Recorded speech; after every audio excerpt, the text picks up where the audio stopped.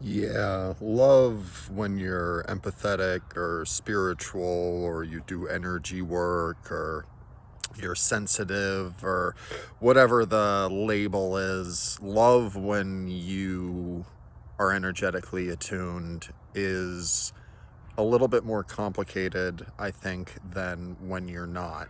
There's certainly deeper rewards. You can feel these emotions that go along with love a lot deeper when you're attuned to your situation, attuned to yourself, and attuned to the other person all at once. And all of those things are in tune with your highest good and their highest good. All of that can be very rewarding. But I think there's this one element that I've never really heard talked about anywhere else, and that's this.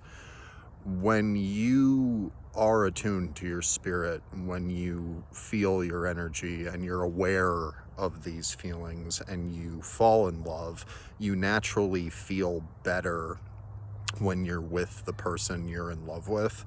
And it can lead to this longing when they're away, when they're not there. And that longing is the essence of lack. There is a good feeling that I want. That person provides that good feeling for me. I am incomplete, or I don't feel good without that feeling. And so I want it there. And that doesn't necessarily mean that you feel bad, but there is a definite correlation between us spiritually, energetically feeling better when we're around the other person and the lack of our growth. And I don't mean that it's a bad thing. I just mean that there's a responsibility for energy workers, and there's a responsibility for people who are spiritual and empathetic to understand that that better feeling state that you get into when you're with the person you love, that becomes the new target of the spiritual work.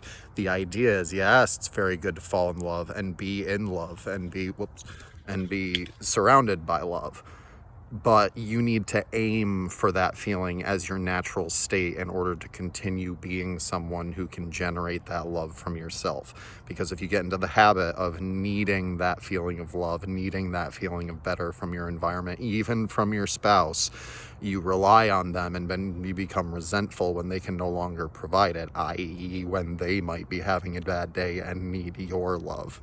So remember that good feeling, any good feeling, especially when you're in love, but anything that makes you feel better, that needs to be the target of your next natural state if you want to continue, up the pyramid to the crown. If you want to continue on the path, it needs to be your next goal.